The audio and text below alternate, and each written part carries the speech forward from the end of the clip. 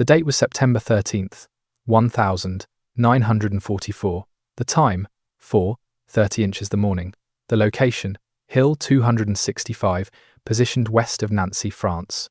A Browning M1919A4 machine gun had been firing without pause for 17 straight minutes when Private First Class James Robert McKinley detected the sound that filled every machine gunner with dread.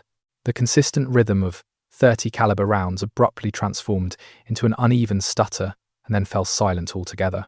In the blackness, pierced only by tracer fire and bursting mortar shells, the 19-year-old Iowa farm boy stared down at 600 pounds of jammed steel, the very weapon that was meant to shield his company from a German counterattack, threatening to sweep over their defensive line. Through the darkness before dawn, McKinley could make out the unmistakable sound of German voices barking commands less than 200 yards down the slope. The 2nd Battalion, 26th Infantry Regiment, had taken this hilltop after 36 hours of uninterrupted fighting, but now soldiers from the 15th Panzergrenadier Division were launching an effort to reclaim it before American forces could strengthen their hold on the position. The platoon's 2nd machine gun had been obliterated by a direct mortar strike 20 minutes prior. McKinley's weapon now stood as the sole source of automatic fire, keeping German infantry from reaching the American foxholes.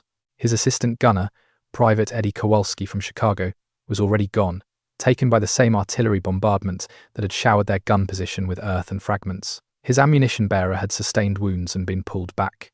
McKinley stood alone with a weapon that had transformed into a 400-pound deadweight at precisely the moment when 600 German soldiers were climbing up the hillside.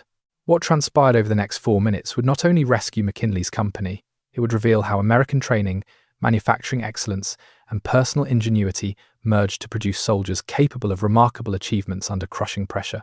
The farm boy, who hadn't laid eyes on a machine gun until 9 months before, was about to use lessons learned repairing tractors in Marshall County, Iowa, to address a problem that military field manuals insisted required an armorer's expertise.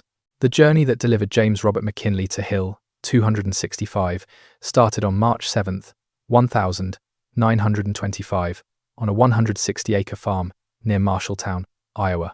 The second of 4 children born to Robert and Mary McKinley, James came of age during the Great Depression, discovering early that staying afloat meant working with whatever you had on hand.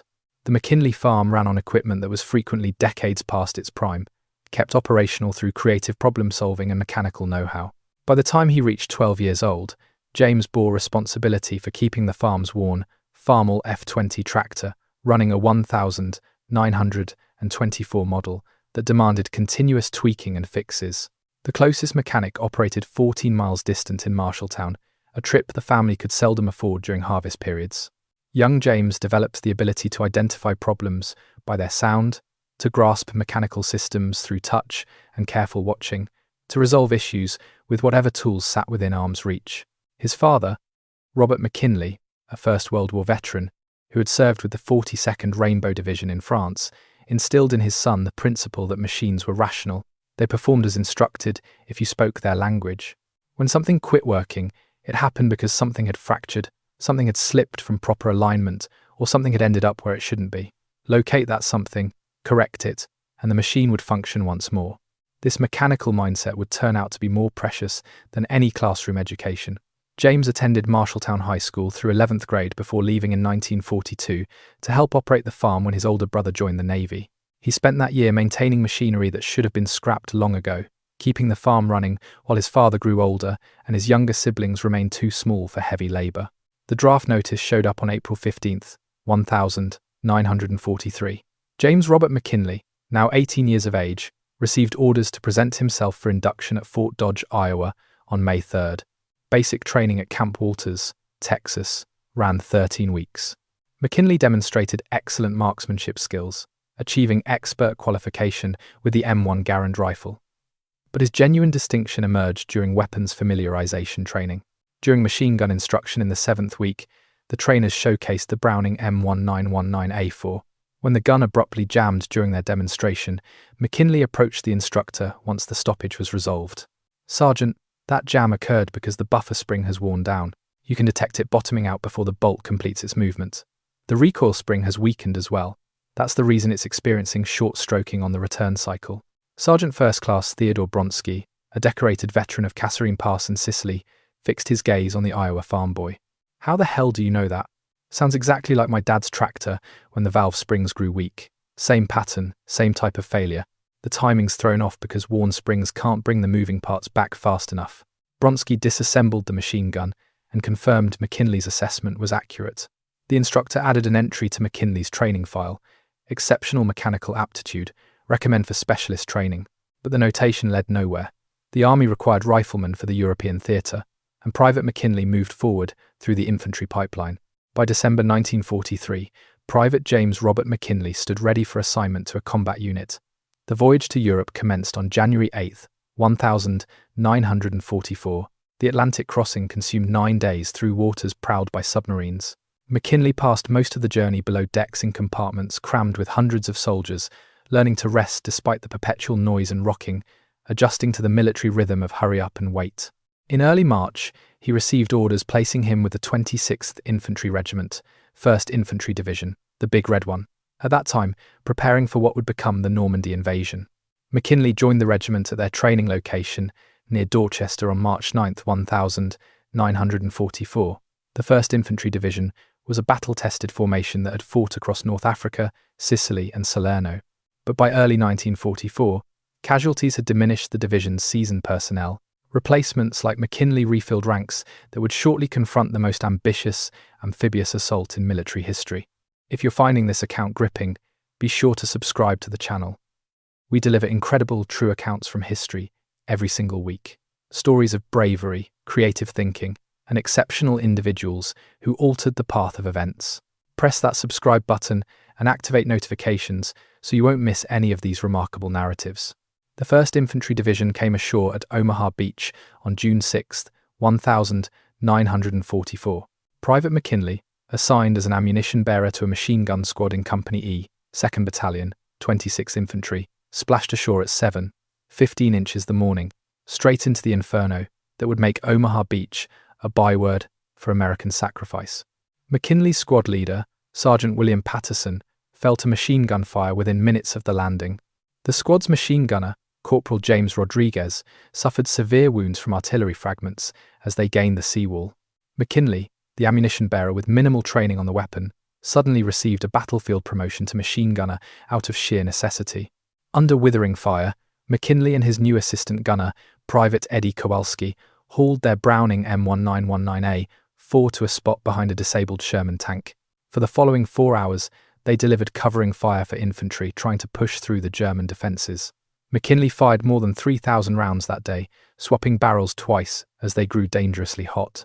By nightfall, Company E had endured 43% casualties, but they had secured the bluffs and pressed inland. McKinley had validated himself under fire. More significantly, he had gained intimate familiarity with his weapon's performance under brutal conditions. He discovered how it responded when overheated, how it handled different ammunition batches, how to identify the subtle acoustic signatures that signaled emerging problems before they became critical failures. The Normandy campaign tested every soldier.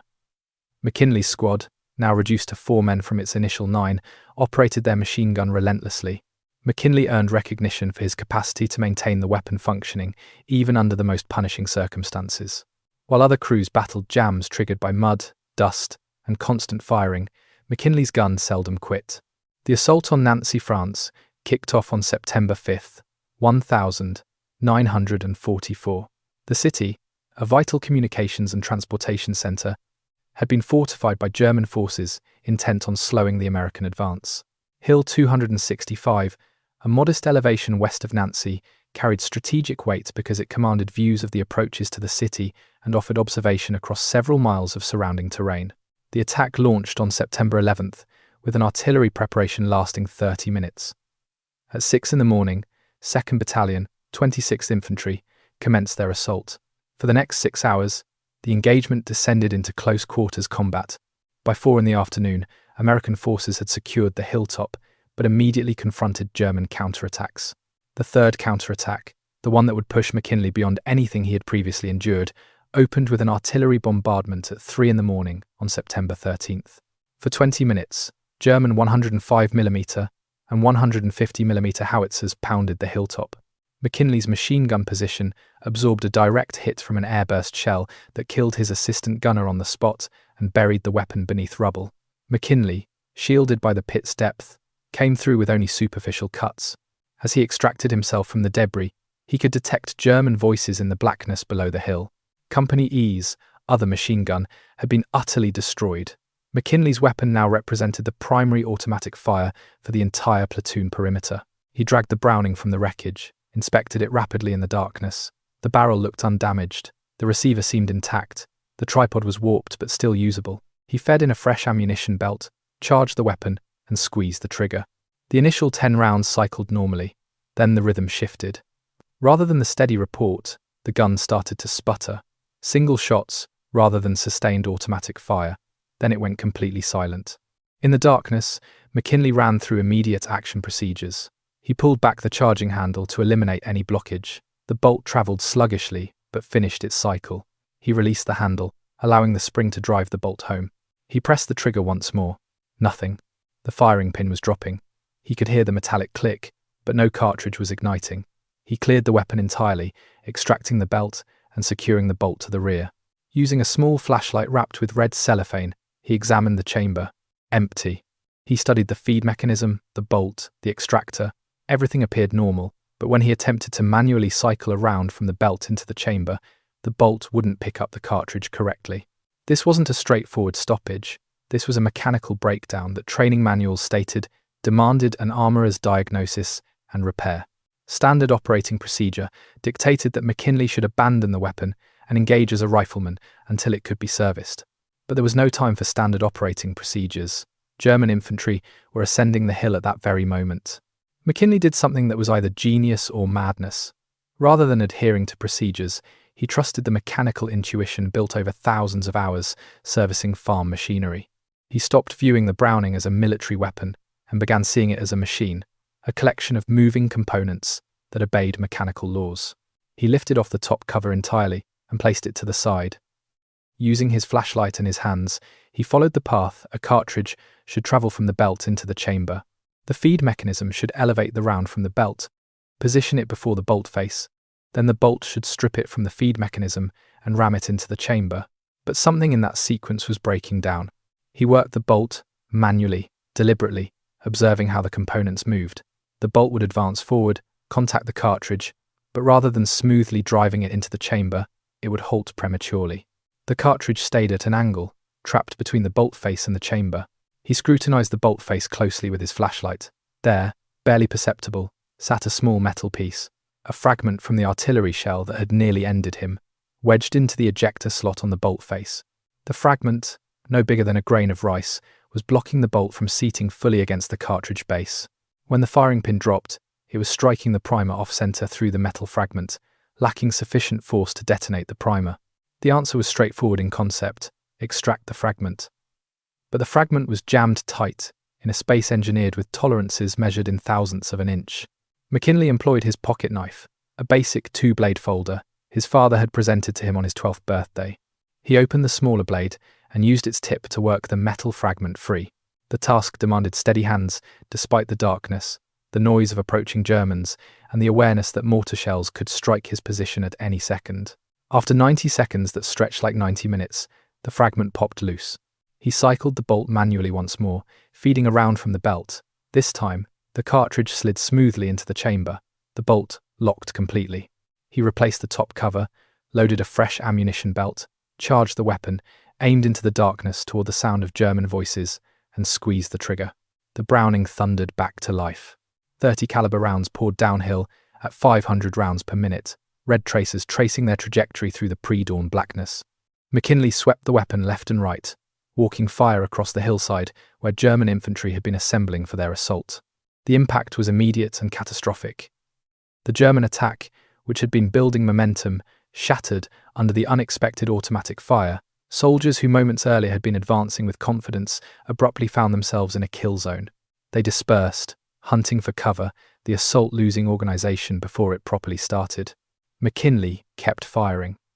Short bursts directed at muzzle flashes and movement, preserving ammunition but sustaining pressure. The platoon commander, First Lieutenant Robert Harrison, subsequently reported that McKinley's machine gun single-handedly shattered the German counterattack. The enemy force, estimated at battalion strength, 500 to 600 men, had anticipated finding American positions in disarray following the artillery bombardment. Instead, they encountered concentrated automatic weapons fire that caused severe casualties and compelled them to fall back. As dawn arrived at 5:30, American observers tallied over 100 German bodies on the slope below Company E's positions. Dozens more wounded had been dragged away during the retreat.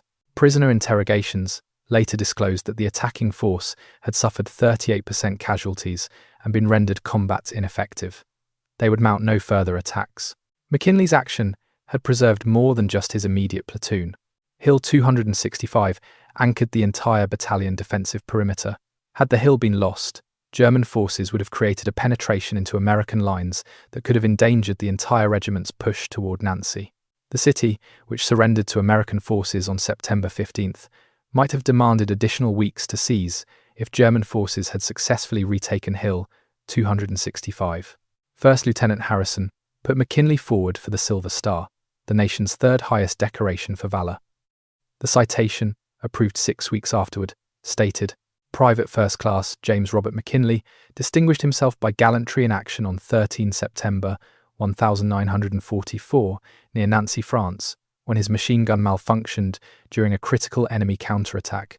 Private First Class McKinley, working alone and under intense enemy fire, diagnosed and repaired a complex mechanical failure using only a pocket knife. His initiative and mechanical skill restored his weapon to action at the precise moment when its fire was most desperately needed, breaking an enemy attack that threatened to overrun his company's position. His actions reflect great credit upon himself, his unit, and the United States Army." As daylight fully revealed Hill 265, McKinley sat beside his machine gun, drained, and waited for the armourer to show up.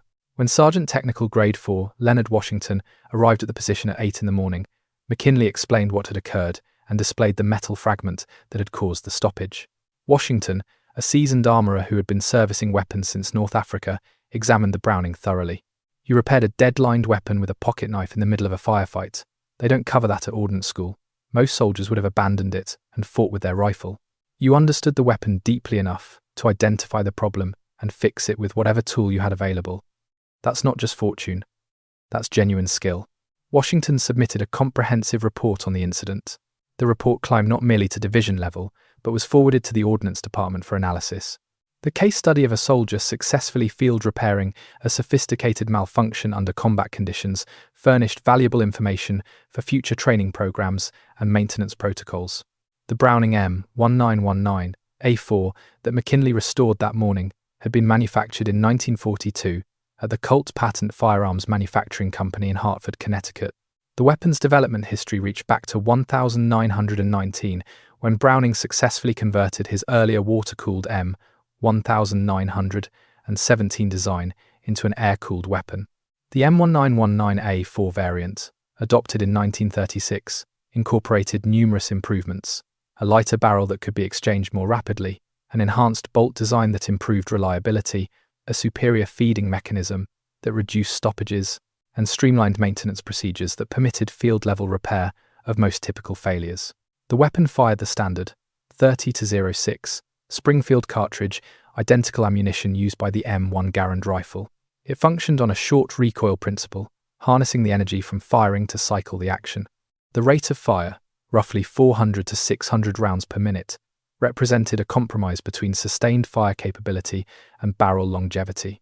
The industrial effort necessary to manufacture these weapons revealed American production capacity. Colt Patent Firearms produced approximately 12,000 M1919A4 guns during the conflict. The Buffalo Arms Corporation manufactured another 18,000.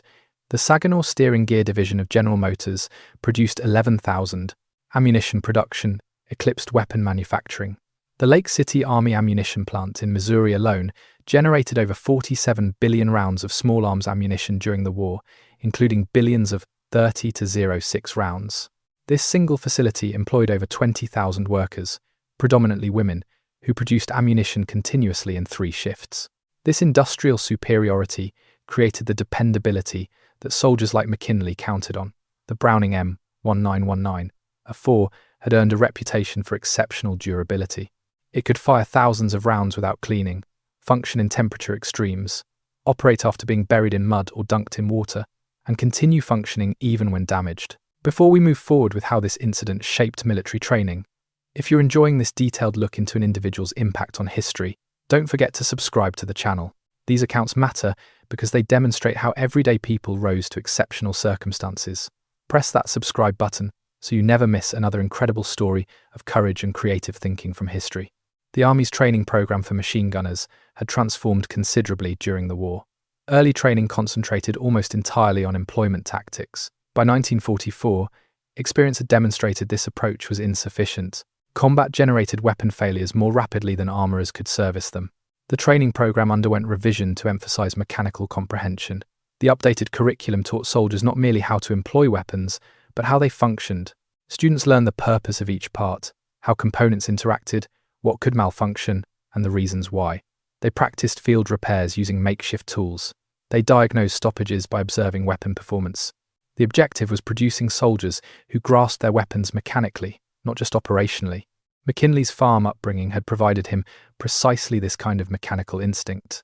Growing up, maintaining aged equipment with scarce resources had trained him to identify problems, create improvised solutions, and comprehend mechanical systems at a foundational level. The Army had refined these abilities through training, but the groundwork was established years earlier in Iowa fields.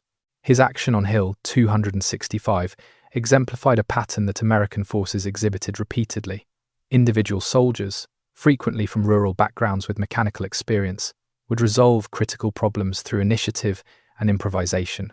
These small acts of resourcefulness, replicated across thousands of similar incidents, contributed to American tactical success as significantly as superior firepower or logistics. The German military, despite its tactical proficiency, struggled with this type of adaptive initiative. German training emphasized precision and conformity to doctrine. Soldiers learned to execute procedures exactly as instructed, which functioned well when circumstances aligned with training, but created difficulties when reality diverged from expectations. This difference reflected deeper cultural distinctions. The American military, drawing from a diverse population with varied backgrounds, necessarily depended more on individual initiative. Training could be standardized only so far. Beyond that, the Army counted on soldiers applying practical judgment and personal experience. This approach demonstrated greater adaptability to the chaos of combat. McKinley himself continued serving with Company E through the autumn and winter of 1944. The 1st Infantry Division participated in the Battle of Aachen in October. In December, they confronted the German Ardennes offensive.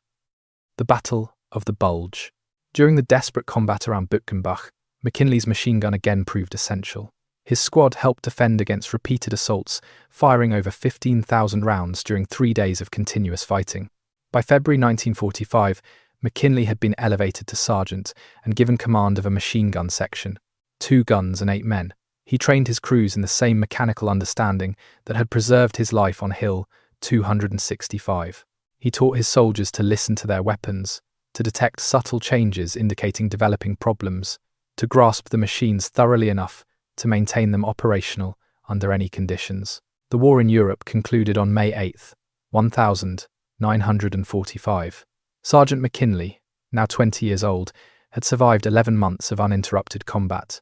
The official casualty figures for Company E told a harsh story. Between June 6, 1944 and May 8, 1945, but the company suffered 314 casualties from an authorized strength of 193 men. This meant the company had been replaced more than 1.5 times. McKinley was one of 17 soldiers who had served continuously from Normandy to Germany. The Silver Star he received acknowledged not superhuman heroism but intelligent initiative applied under pressure. McKinley had not assaulted machine gun nests or single-handedly eliminated enemy tanks. He had simply declined to accept that his weapon was inoperative, applied mechanical knowledge to solve a problem, and restored his gun to operation when it was desperately required. This pattern, repeated thousands of times across hundreds of battlefields, contributed to American victory as substantially as strategic decisions or technological superiority. The cumulative impact of individual soldiers resolving problems, maintaining equipment, and adapting to circumstances created tactical advantages that overwhelmed adversaries who often possessed superior training or equipment. Following the war's conclusion, Sergeant James Robert McKinley returned to Marshalltown, Iowa, in September 1945. He was discharged at Fort McCoy, Wisconsin, on September 23. He did not return to farming. He utilized GI Bill benefits to attend Iowa State University, studying mechanical engineering. He graduated in 1949 and accepted a position with John Deere in Waterloo, Iowa, working on tractor design and agricultural equipment development. His military experience profoundly influenced his engineering career. He emphasized reliability over innovation, believing that equipment needed to operate consistently under adverse conditions. He designed maintenance procedures that soldiers could have followed, assuming minimal tools and training. He believed machines should be understandable to their operators, not mysterious black boxes that only specialists could service. McKinley rarely discussed his combat experiences. Like many veterans of his generation, he regarded the war as something to be survived and then left in the past. His children knew he had served in Europe, knew he had received decoration for valor, but learned few specifics. In 1976, a writer researching 1st Infantry Division history interviewed McKinley about Hill 265. McKinley, then 51 years old, eventually consented. The interview revealed his perspective on what had transpired 32 years earlier. "I didn't do anything special that night. The gun was broken and I fixed it. That's what you do when equipment breaks down. You figure out what's wrong and you fix it. My father taught me that when I was 12 years old working on our tractor. The army taught me how the Browning worked. I just combined what I already knew with what I had learned and solved the problem." When questioned about courage, McKinley responded, "I wasn't thinking about courage. I was thinking that if I couldn't fix the gun, a lot of people were going to die, probably including me. Fear makes you focus very clearly on what needs to be done. I was scared, but I was also concentrating on the mechanical problem. My hands were steady because I understood what I was doing." James Robert McKinley passed away on February 14, 2006, at age 81. His obituary mentioned his military service briefly: veteran of World War II, served with 1st Infantry Division in Europe, awarded Silver Star for gallantry in action. To his neighbours and colleagues, he was Jim McKinley, a retired engineer who had lived a productive life. But to military historians studying small unit actions and individual initiative in combat, McKinley represented something significant. His story illustrated how American military effectiveness resulted not merely from superior resources, but from the quality of individual soldiers. The emphasis on mechanical understanding, the encouragement of initiative, the assumption that soldiers would resolve problems creatively. These approaches created forces that could adapt and overcome challenges. The broader lessons from McKinley's experience remain applicable today. First, mechanical understanding matters. Soldiers who comprehend their equipment can maintain and repair it when procedural knowledge alone proves insufficient. Second, prior experience provides unexpected advantages. McKinley's farm background gave him mechanical intuition more valuable than additional military training. Third, initiative must be encouraged. McKinley made a choice to attempt a repair that doctrine claimed was impossible. This judgment call, made under extreme pressure by a 19-year-old private first class, proved correct. Fourth, small actions can have large consequences. Removing a tiny metal fragment consumed 90 seconds, but prevented a German breakthrough that could have affected an entire operation. Leadership at all levels should recognize that individual actions by junior personnel can influence outcomes far beyond their immediate situations.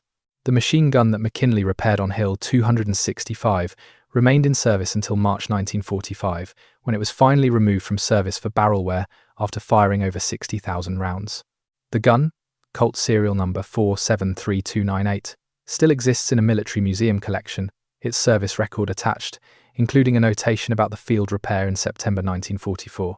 The hill itself, now simply another low elevation in the countryside west of Nancy, bears no markers.